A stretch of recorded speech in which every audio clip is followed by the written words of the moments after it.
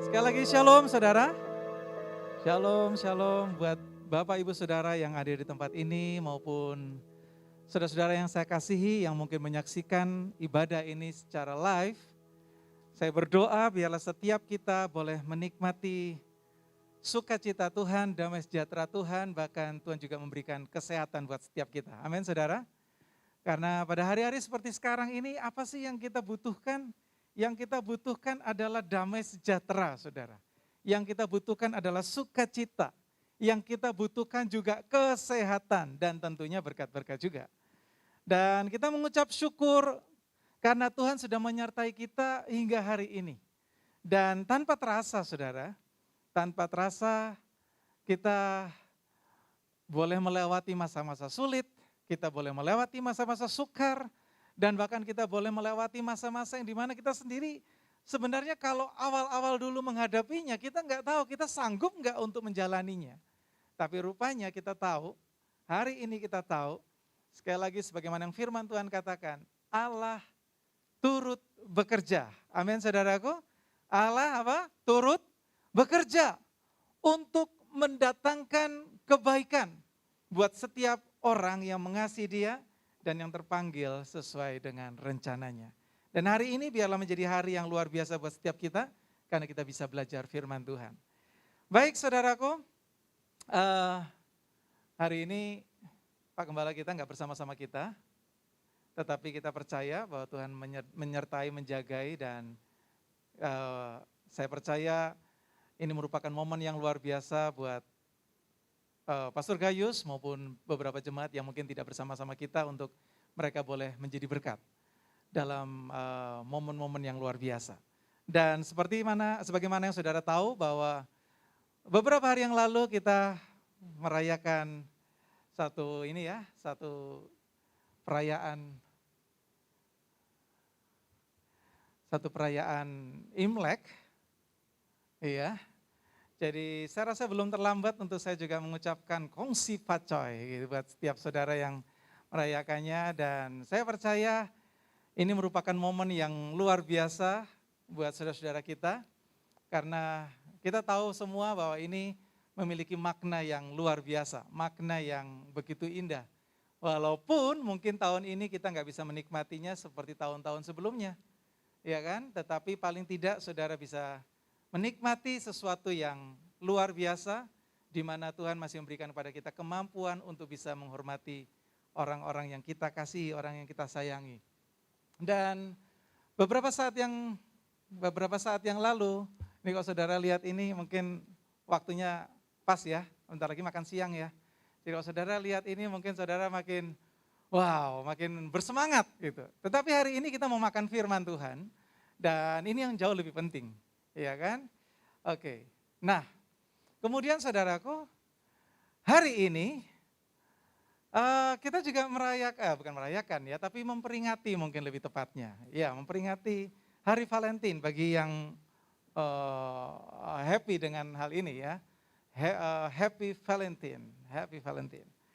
Dan tahukah saudara bahwa sebenarnya hari ini mungkin ditunggu-tunggu oleh sekian banyak orang karena mereka ingin merayakan Valentine dengan penuh sukacita.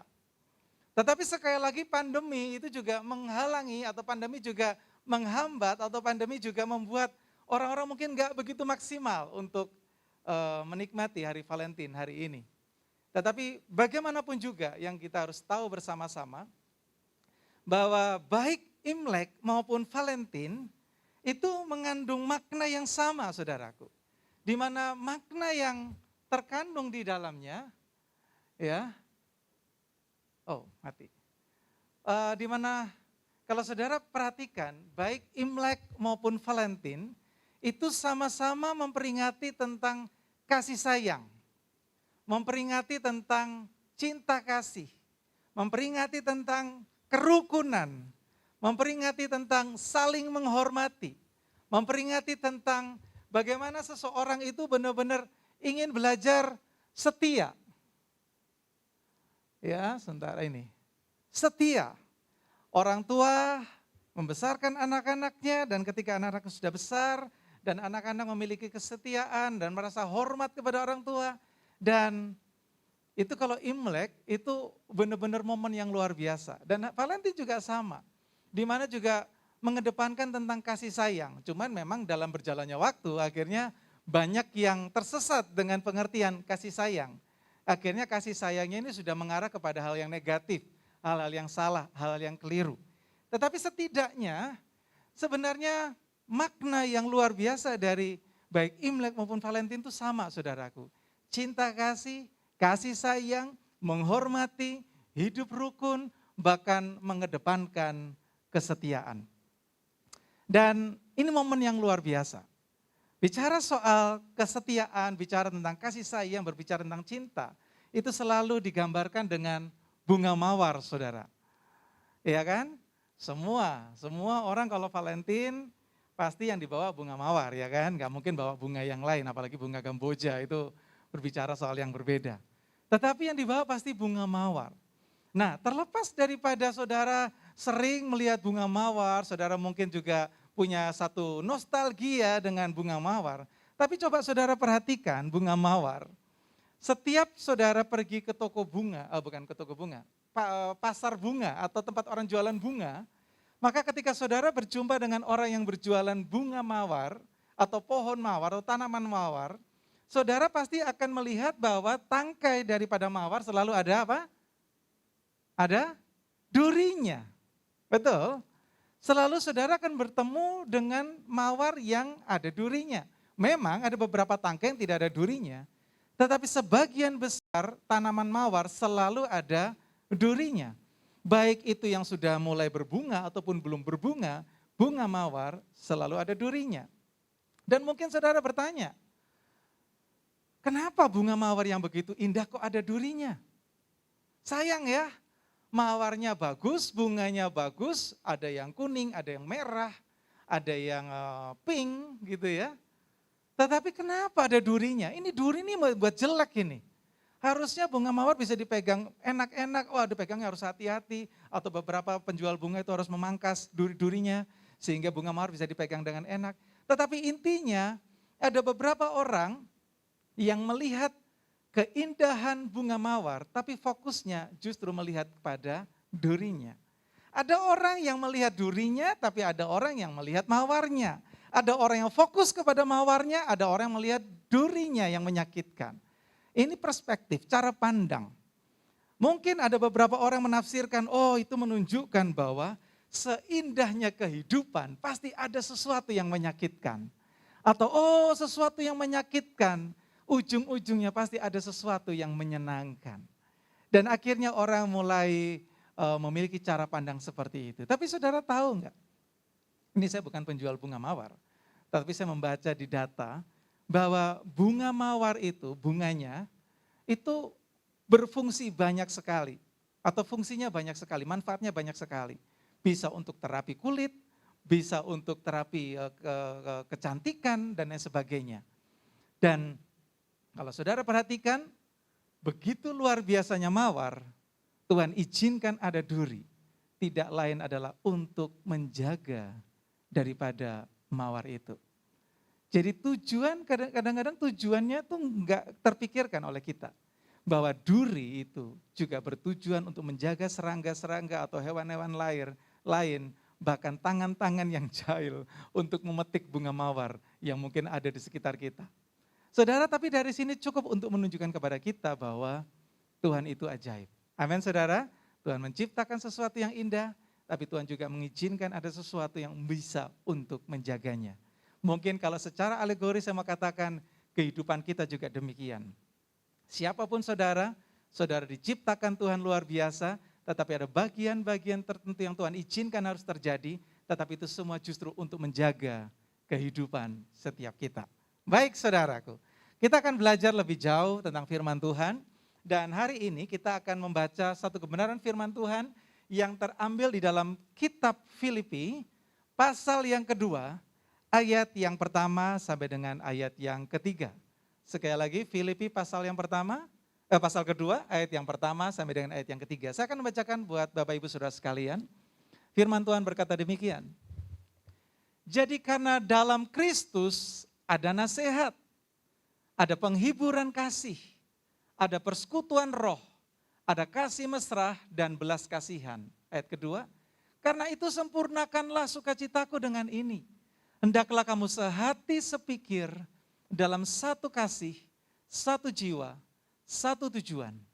Ayat ketiga, dengan tidak mencari kepentingan sendiri atau puji-pujian yang sia-sia. Sebaliknya, hendaklah dengan rendah hati yang seorang menganggap yang lain lebih utama dari dirinya sendiri.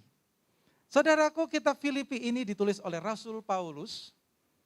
Ketika itu diperkirakan dia ada di dalam penjara di daerah Roma, penjajahan Roma dan di dalam daerah Roma.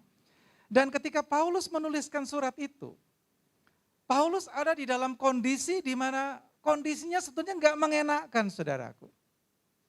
Siapapun di antara kita, kalau kita berada di satu kondisi yang tidak mengenakkan, maka apa yang kita tuangkan baik lewat ucapan maupun tulisan, selalu mengarah kepada sesuatu yang jelek. Kalau saya sakit hati kemudian saya menulis sesuatu, maka saya akan menulis sesuatu yang jelek. Saya akan menulis sesuatu yang kasar. Saya akan menulis sesuatu yang buruk. Saya akan menuliskan sesuatu yang negatif. Saya akan menuliskan segala sesuatu yang merupakan ekspresi atau gambaran dari apa yang ada di dalam diri saya. Rasul Paulus berbeda, saudaraku. Justru ketika dia menuliskan surat kepada jemaat yang di Filipi, justru Rasul Paulus menulis sesuatu untuk menguatkan mereka, menghibur mereka, mengajar mereka, menolong mereka, untuk mereka memiliki satu antusias, satu semangat untuk terus melihat kepada Kristus sebagai teladan dan junjungan yang luar biasa. Itu luar biasa daripada Rasul Paulus.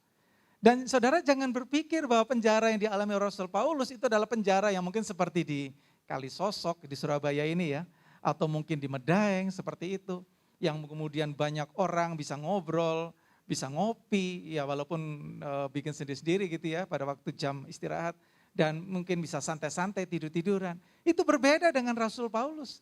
Apa yang dia alami, penjara yang dia alami itu berbeda dengan saat ini. Tetapi dalam kondisi yang seperti itu, Rasul Paulus masih bisa menuliskan sesuatu yang luar biasa. Bahkan Rasul Paulus menasihati jemaat yang di Filipi ini untuk berlaku luar biasa sekali, saudaraku.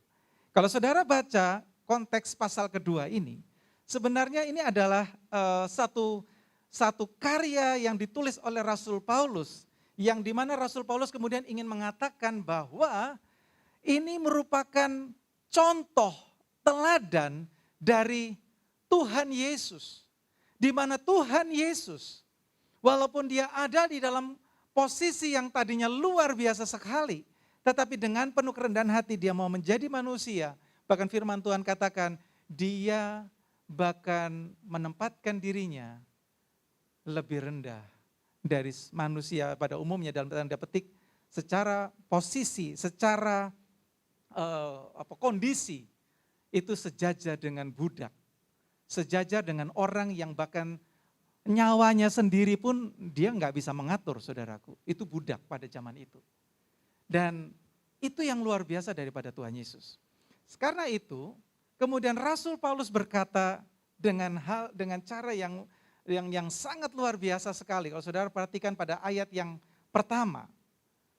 Pada ayat yang pertama di sana dikatakan, jadi karena dalam Kristus. Ketika saya membaca terjemahan yang lain, kata dalam ini saudaraku, ini lebih mengarah kepada posisi, bukan sekedar kata-kata ya, tapi posisi yang sebenarnya. Jadi Rasul Paulus ingin menjelaskan kepada jemaat di Filipi bahwa kondisi kalian ini ada di dalam Kristus. Bukan sekedar orang yang pernah mengenal Kristus, atau orang yang pernah tahu tentang Kristus, atau sekedar orang yang mengaku muridnya Yesus. Tapi Rasul Paulus menjelaskan dengan sangat tepat sekali bahwa sebenarnya mereka ada di dalam Kristus. Berbicara soal kitab Filipi ini saudaraku, walaupun ini surat Paulus yang ditujukan kepada jemaat Filipi, tetapi berkaitan dengan tema kita pada hari ini, yaitu berbicara tentang kerendahan hati di dalam sebuah rumah tangga atau kerendahan hati di dalam keluarga. Maka kitab Filipi ini, khususnya pasal kedua ini, bisa diaplikasikan juga di dalam rumah tangga kita masing-masing, dalam keluarga kita masing-masing. Jadi terlepas daripada jemaat Filipi ini melihat teladan Paulus, sementara Paulus mengikuti teladan Yesus Kristus, saat ini kita juga sedang mau melihat teladan Tuhan Yesus sendiri di dalam karya penulisan Paulus. Di mana sebenarnya setiap keluarga, baik itu suami, baik itu istri, baik itu anak pertama, anak kedua, anak ketiga, dan selanjutnya, pertanyaannya adalah, sudahkah mereka berada di dalam Kristus? Berada di dalam Kristus, saudaraku. Saya dilahirkan dari keluarga di mana bapak saya Ambon dan ibu saya Jawa. Dan kemudian saya besar hampir 3/4 tahun ada di Pulau Jawa. Dan kemudian saya boleh menyebut identitas saya kalau ditanya orang, kamu suku apa? Oh, saya suku Ambon. Oke. Tapi logatmu Jawa? Iya, saya karena besar di Jawa. Tapi saudaraku, orang pasti mengenal bahwa saya ada dalam lingkungan suku itu. Ini kalau bicara soal ini analogi ya. Tetapi kalau dalam konteks itu, kita cukup hanya bisa melihat garis seperti itu. Tapi berbeda dengan status kita yang lebih mulia dari itu, yaitu status kita secara kerohanian. Bahwa Tuhan berkata bahwa setiap kita ini ada di dalam Kristus. Yang tidak mengenal suku, tidak mengenal ras, tidak mengenal kondisi, tidak mengenal apapun. Sebab kita ada di dalam Kristus. Dan Tuhan Yesus sudah menebus kita, mengampuni dosa-dosa kita, menyelamatkan kita, dan Tuhan menggantikan kita dengan dirinya sehingga dia harus dihukum di kayu salib dengan satu tujuan supaya kita bisa berada di dalam Kristus. Itulah sebabnya Rasul Paulus ingin mengatakan buat jemaat di Filipi dan sekaligus juga buat kita pada saat ini, bahwa siapapun saudara dalam segala keterbatasan, kelemahan, kekurangan saudara, ingat posisi kita ada di dalam Kristus. Amin saudaraku. Posisi kita ada di dalam Kristus. Karena Kristus sudah menebus saudara. Tuhan Yesus sudah menyelamatkan saudara. Nah karena itu, karena kita tahu bahwa posisi kita ada di dalam Kristus, maka di dalam Kristus itu ada nasihat.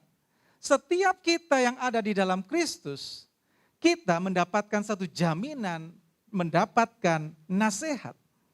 Tentunya mendapatkan nasihat dalam cara berpikir Kristiani, cara berpikir Kristus.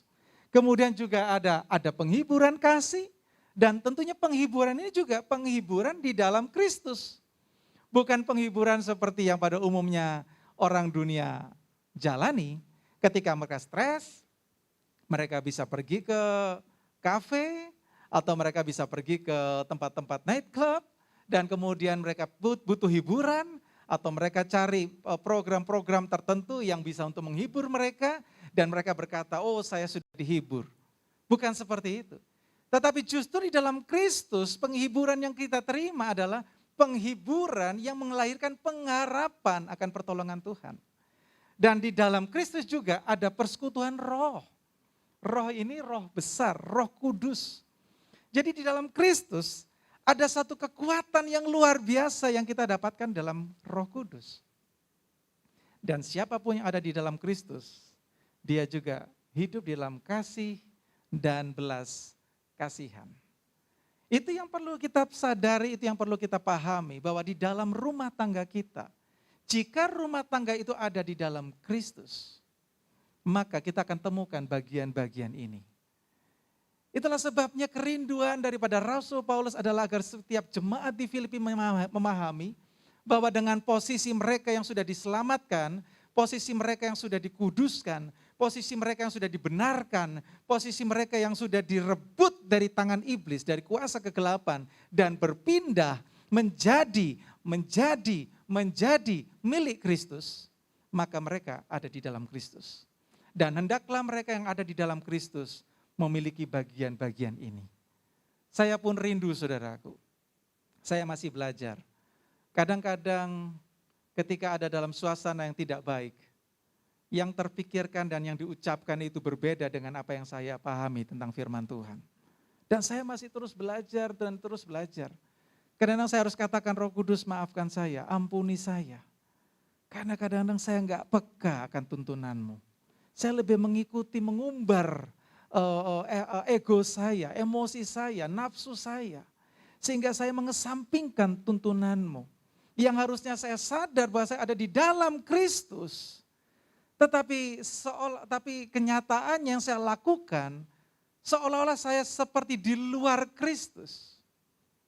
Itulah sebabnya dalam momen yang indah ini, ketika saudara memahami kasih Tuhan yang luar biasa, ya toh, kalau kita tahu tentang pengajaran kasih, tetapi kali ini kita sedang belajar bahwa karena Tuhan sudah mengasihi saya, dan karena kasih Yesus ada di dalam diri saya pun ingin melakukan kasih Kristus itu kepada setiap orang. Dan memang ini proses dan kita harus belajar. Karena apa? Kristus ada di dalam kita atau kita ada di dalam Kristus. Jadi hanya orang yang rendah hatilah yang menyadari bahwa dia ada di dalam Kristus. Hanya orang rendah hatilah yang paham bahwa di dalam Kristus selalu ada pertolongan, selalu ada pengharapan, dan selalu ada kesanggupan untuk melakukan yang terbaik. Haleluya. Ayat yang kedua dikatakan, karena itu sempurnakanlah sukacitaku dengan ini. Yaitu hendaklah kamu apa? Sehati sepikir, dalam satu kasih, satu jiwa, satu tujuan, dan dengan tidak mencari kepentingan sendiri atau puji-pujian yang sia-sia. Bagian yang kedua ini saudaraku, kalau dikaitkan dalam keluarga, rumah tangga, maka di sini kita mendapatkan bahwa apa sih yang diharapkan dari sebuah rumah tangga? Satu kali saya sedang mengkonselingi sepasang calon mempelai atau calon yang mau menikah gitu ya, mengkonselingi orang yang mau menikah. Tapi bukan di tempat ini. Dan kemudian ketika saya konseling mereka, saya tanya, apa tujuanmu menikah?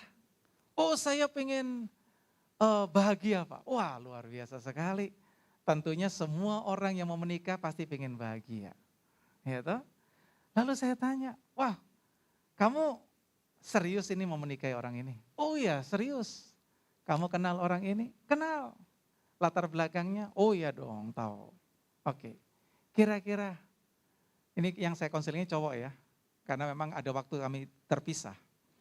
Menurut kamu, apa yang akan kamu lakukan dengan calon istrimu ini? Oh tenang Pak, saya ini punya beberapa toko. Jadi nanti istri saya kasih tugas untuk menjaga toko Pak. Lu kaget saya. Saya bilang, kok jaga toko sih? Kok jaga toko? Kok sampai segitu rendahnya cara berpikir? Oh enggak gitu Pak. Supaya dia merasa seperti saya dulu merasa Pak.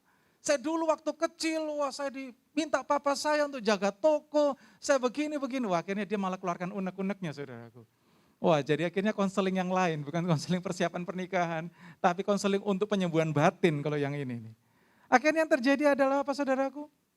Saya tanya, lalu bagaimana kamu bisa mencapai kebahagiaan kalau cara pandangmu terhadap calon istrimu seperti itu? Kebahagiaan itu kamu akan nilai kalau istrimu menuruti kamu. Apakah kebahagiaan itu akan kamu dapatkan ketika istrimu setuju dengan ide-ide kamu ini? Akhirnya panjang lebar saudara. Tapi sekali lagi saya mau beritahu buat Bapak Ibu Saudara sekalian, bahwa terkadang tanpa kita sadari, yang kita pikirkan itu benar, yang kita pikirkan itu baik. Tetapi selama kita berpikir bahwa sempurna itu adalah harus menjadi miliknya saya, maka sekali lagi saudaraku, kita belum berada di dalam Kristus. Karena kesempurnaan itu haruslah dimiliki bersama. Harus dimiliki pria dan wanita, harus dimiliki orang tua dan anak, dan tentunya mereka menikmatinya. Rasul Paulus berkata, sempurnakanlah sukacitaku. Dalam konteks ini, waktu saya pelajari terjemahan yang lain, itu bukan Rasul Paulus, oke ya, pokoknya kamu harus buat aku merasa sempurna ya sebagai seorang penginjil. Bukan saudaraku. Tapi Rasul Paulus ingin berkata, sama seperti Kristus itu sudah melakukan bagian untuk menyempurnakan kamu, maka sempurnakanlah apa yang wajib atau patut kamu lakukan. Dan itu yang membuat Rasul Paulus dalam pelayanannya merasa perfect, merasa komplit, merasa lengkap. Ibarat kata kalau hari itu Rasul Paulus meninggal, dia rasa Tuhan pas, saya sudah selesai. Sama seperti ungkapan Tuhan Yesus, it is finished, sudah selesai. Itulah sebabnya Rasul Paulus ingin memastikan kepada mereka semua, sempurnakanlah sukacitaku dengan sehati sepikir. Terkadang yang terjadi adalah gagalnya rumah tangga itu bisa menjadi rumah tangga yang kuat. Karena di dalamnya tidak ada sehati sepikir. Maunya ikuti pikiranku. Yang pria berkata demikian. Atau yang wanita juga, kalau bisa ikuti pikiranku. Atau juga sebaliknya, orang tua ngomong sama anak, kalau bisa ikuti pikirannya papa atau mama. Akhirnya terjadi apa? Semua dalam rumah tangga stres. Karena apa? Semuanya ingin diikuti jalan pikirannya. Saya juga ngalami, saudaraku. Kadang-kadang saya ingin memaksa istri saya, memaksa anak saya untuk ngikutin jalan pikiran saya. Yang kalau saya mau evaluasi, ternyata juga banyak salahnya, saudaraku. Cuma namanya laki-laki, nggak mau dong kelihatan salahnya. Iya enggak? Yang pria ya khususnya ya. Tapi saya berharap kita sedang mau belajar ya saudaraku. Bahwa di dalam Kristus kita akan mencapai kesempurnaan kalau kita mau belajar sehati sepikir dalam satu kasih, satu jiwa, satu tujuan. Dan tidak mau mencari kepentingan sendiri atau puji-pujian yang sia-sia. Apa sih artinya kita dipuji orang luar biasa? Wah, rumah tangga indah, rumah tangganya sempurna, rumah tangganya bahagia, rumah tangganya wow gitu. Padahal mereka nggak ngerti di dalamnya seperti apa.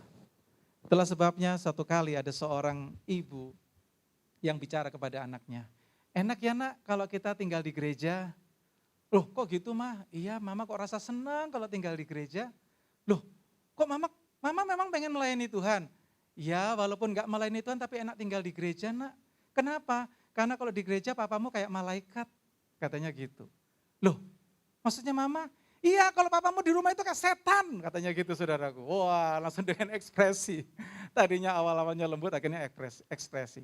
Tapi saudaraku itulah yang terjadi.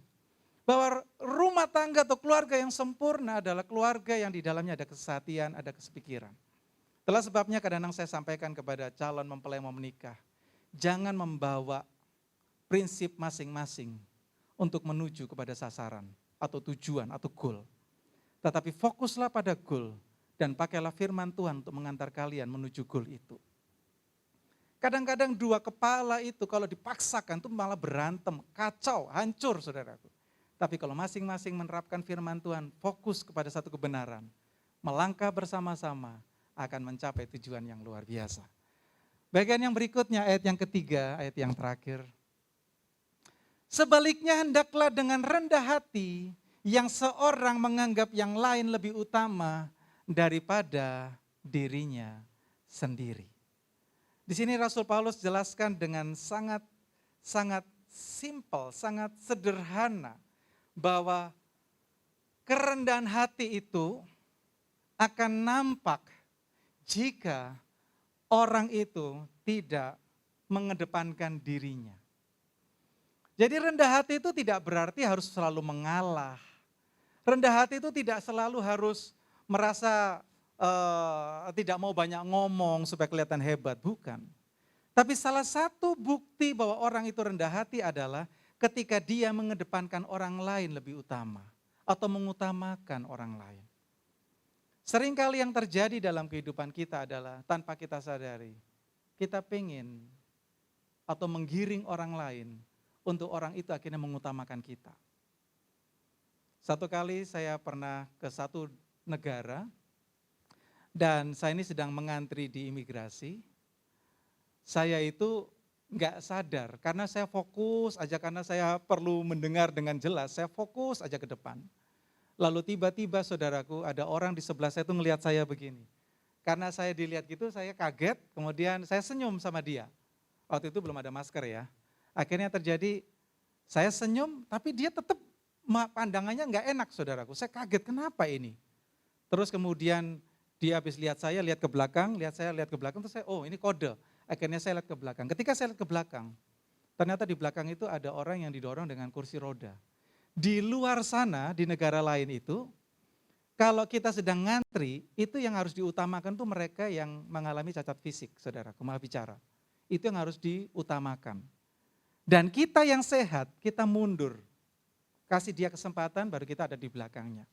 Seperti itu kurang lebih. Nah, saudaraku, dalam hukum dunia saja, mereka bisa memahami akan hal itu. Apalagi dalam kita sebagai orang yang ada di dalam Kristus, sudah ditebus, sudah diselamatkan, sudah dibenarkan. Maka salah satu contoh atau salah satu teladan yang Tuhan Yesus sampaikan buat kita adalah bahwa orang yang rendah hati itu adalah orang yang menganggap yang lain itu lebih utama. Saya mau cepat aja ke sini saudara ya. Sebentar. Come on. Oops. Kemana ya? Ya, intinya saya mau beri gambaran buat saudara. Bisakah dibantu operator? Kenapa dia tidak mau berpindah? Bolehkah dibantu? Next aja kita maksudnya. Iya, atasnya lagi. Oh oke, next. Iya, ini contoh saudara. Saya kasih contoh ini, mungkin saudara nggak paham gambar ini gambar apa gitu ya. Tapi saya mau beritahu buat saudara untuk bagian yang bawah, itu ada gambar suami istri yang sedang berantem dan anak menjadi korban kadang-kadang. Bukan kadang-kadang, ya pasti ya, kebanyakan begitu. Tetapi alangkah indahnya kalau sang suami maupun sang istri itu melihat Kristus sebagai fokus utama dalam rumah tangga. Kemudian saya kasih gambaran bahwa ketika istri berdoa dan suami memilih untuk berdoa, yaitu mencari solusinya kepada Tuhan, maka dia akan naik satu step ke atas. Ada tanda panah merah dan ada garis-garis, itu adalah step, tingkatan. Dan ketika istri ataupun suami berdoa sekali lagi, maka dia akan naik ke step berikutnya, ke langkah berikutnya. Tapi kalau saudara perhatikan antara jarak di bawah sama jarak di atasnya, itu sudah mulai makin mengecil. Dan ketika istri berdoa lagi, suami berdoa lagi, maka dia akan naik ke level berikutnya. Dan jaraknya makin dekat. Dan bila itu terjadi terus menerus, dengan fokus hanya kepada Kristus yang di atas. Karena mereka ada di dalam Kristus. Maka Kristus yang akan mempersatukan mereka. Doa mempersatukan mereka. Doa mendekatkan mereka. Doa membuat mereka mengarah kepada Kristus dan hubungan akan menjadi jauh lebih baik. Seringkali yang terjadi kalau ada masalah yang sini lari ke sana, yang sini lari ke sana, dan masing-masing mencari pembenaran untuk diri sendiri. Kalau bisa saya tolong dibela, kalau saya bisa tolong benarkan saya ya, tolong kamu bela saya ya kalau kami ada pertikaian. Oh, kita nggak akan pernah selesai saudaraku. Ingat kita ada di dalam Kristus. Kristus sudah menebus kita. Dan seyogyanya karena kita ada di dalam Kristus dan Kristus sudah menebus kita, maka fokus kita Yesus. Teladan Yesus. Dan ini yang luar biasa. Next. Dan ini yang paling penting saudaraku. Oke. Dan ini yang berikutnya saudaraku. Mungkin saudara bingung apa lagi ini. Apakah ini rumah gagal? Ya ini rumah gagal. Atau ambruk ya. Kalau saudara perhatikan gambar rumah yang ambruk itu, pasti orang akan menyangka entah itu pondasinya atau konstruksinya dan lain sebagainya. Dan kemudian ada kata saling percaya, saling mengerti komunikasi. Dan kalau saudara mau tahu bahwa kuat atau rapuhnya sebuah keluarga atau rumah tangga, yaitu yang pertama dari bawah saudaraku ya. Bila tidak ada komunikasi yang baik. Dan biasanya komunikasi itu bisa gagal secara umum, itu bisa karena latar belakang atau budaya, atau mungkin karena lingkungan begitu ya. Karena komunikasi itu juga bisa mengembangkan cara hubungan sosial maupun intelektual juga. Tetapi pada dasarnya komunikasi itu penting. Apalagi komunikasi dibagi menjadi dua, ada verbal, non-verbal. Dan kalau non-verbal itu sikap, kalau verbal itu ucapan, dan komunikasi itu penting. Komunikasi yang paling tepat adalah komunikasi yang memang benar-benar kalau orang bilang itu berbobot, tahu tempatnya, bagaimana ngomongnya, kapan waktunya, dan intonasinya itu penting. Itulah sebabnya seringkali yang terjadi orang berantem gara-gara WA. Karena apa? Di WA itu bilang, kamu atur aja. Padahal di sana bilangnya, enggak apa-apa kamu atur aja. Tetapi kan yang baca WA ini dalam keadaan gimana, kamu atur aja. Akhirnya balas, kamu kok kasar sih sama saya? Saya ini kan cuma tanya. Loh iya, sananya tulis, balasnya mungkin sananya bilang, lah kan iya, aku bilang kamu atur aja. Tapi di sini, lah kan iya, kamu atur aja. Gitu. Sama kalimatnya. Tapi karena WA enggak mendengar suara, akhirnya intonasi itu jadi berubah.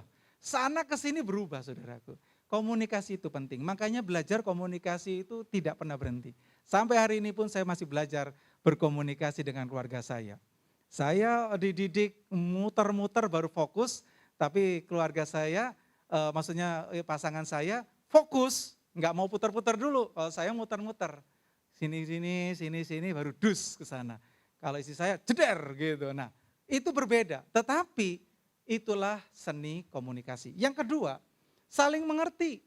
Kebanyakan rapuhnya sebuah keluarga adalah karena masing-masing ingin dimengerti. Sederhana kan? Semua kita pasti tahu.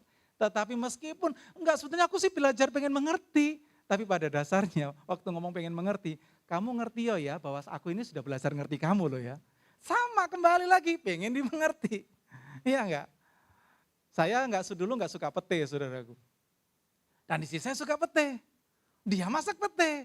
Saya ngomong, kamu ini kok enggak ngerti aku sih, aku enggak suka pete gitu. Saya enggak tahu maksudnya. Ternyata karena dia mungkin kalau orang Jawa bilang beling, masak pete terus, akhirnya sekarang saya jadi suka pete. Nah, gimana coba? Awalnya miskomunikasi, akhirnya jadi suka pete.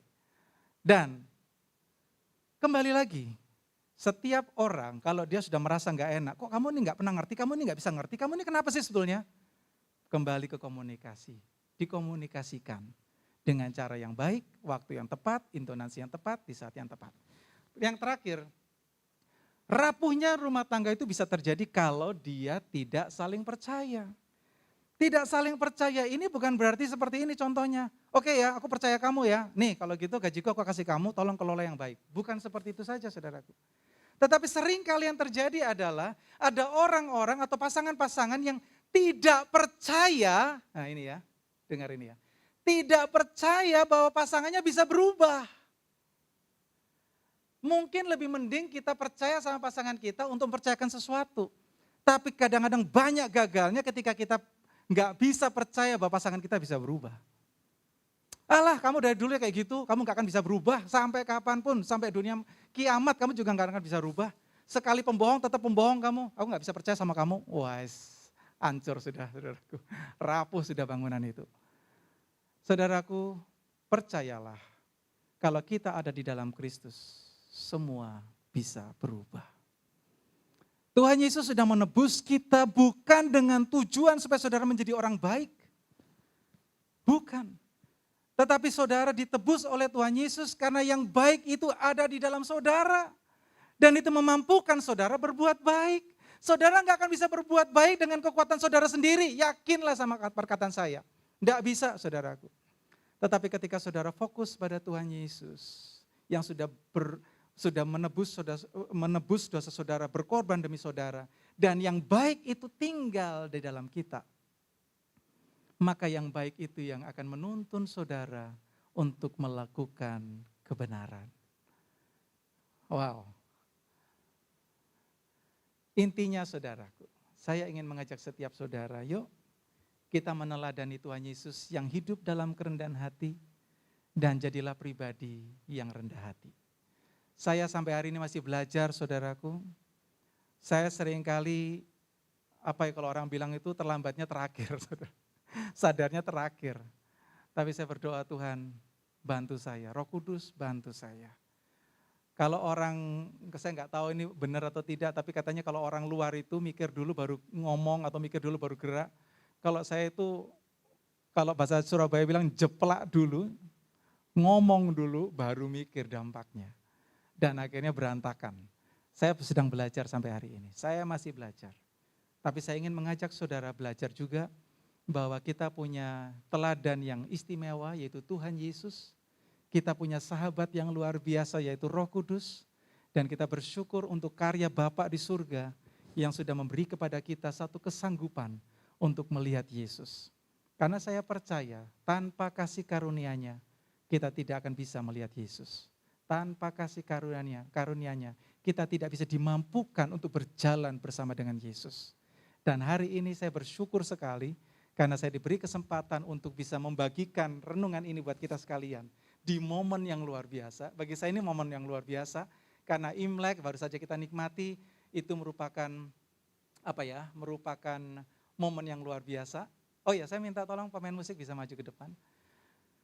Imlek merupakan momen yang luar biasa buat saya, karena meskipun saya tidak merayakannya, tapi saya masih bisa melihat contoh-contoh di mana keluarga kumpul bareng, orang tua, anak, cucu kumpul bareng, ya toh, dan melihat sesuatu yang indah, di mana mereka mengekspresikan kasih, mereka mengekspresikan sayangnya, kesetiaannya, kerukunannya. Wow, itu luar biasa sekali. Itulah sebabnya saudaraku, mari kita berdoa buat keluarga kita yang kita kasihi, agar mereka sadar bahwa mereka ada di dalam Kristus. Saya percaya di dalam Kristus akan membuat kita merasa nyaman, merasa tenang, dan terus diberkati. Bahkan dalam Mazmur 133 di sana dikatakan bahwa mereka yang hidup dalam kerukunan, di sana berkat-berkat Tuhan dicurahkan. Amin saudaraku. Orang yang hidup dalam kerukunan, cinta kasih, damai, di sana berkat Tuhan dicurahkan. Tetapi orang yang berantem, itu ibarat kata pepatah umum mengatakan datang ayam dan mematok berkat-berkat itu, mencurinya gitu. Dan kita bersyukur hari ini mungkin tanpa sengaja begitu ya, hari ini adalah pas hari Valentine, di mana kita bisa bersama-sama kayak seperti mengekspresikan sayang kita. Tapi bukan berarti nunggu momen ini baru kita mengekspresikan sayang kita. Tapi biarlah setiap hari, karena kita ada di dalam Kristus, maka biarlah kasih itu mengalir dalam kehidupan kita. Belajar melihat pada karya Kristus, belajar mengikuti teladan Kristus. Dan saya percaya setiap kita diberi kemampuan untuk melakukan yang terbaik. Saya percaya bahwa setiap saudara, baik yang ada di tempat ini, yang beribadah secara onsite, maupun yang ada di rumah, ataupun dimanapun berada, yang menyaksikan ibadah ini, saya hanya bisa berdoa, mari, teladanilah Kristus yang dengan penuh kerendahan hati, dari surga yang mulia, rela datang ke dunia, menjelma menjadi manusia, bahkan lebih rendah, mungkin lebih rendah dari kita. Bahkan dia menyamakan dirinya dengan budak. Dia harus lahir di dalam kandang, palungan, mungkin tempat yang tidak higienis. Dia tidak dikunjungi orang-orang hebat, tetapi justru dikunjungi oleh gembala, dikunjungi domba. Tapi pada akhirnya orang-orang Majus yang Tuhan utus, yaitu mereka tipe-tipe orang yang setia, orang yang takut akan Tuhan, mereka orang yang berpengetahuan, mereka datang untuk menyembah Yesus. Itulah sebabnya kita bersyukur, bukan karena kita hebat, tetapi kita bersyukur karena pengorbanan Yesus yang dilakukannya untuk mengangkat kita, mengubah kita, dan menolong setiap kita. Mari kita berdoa, saudara.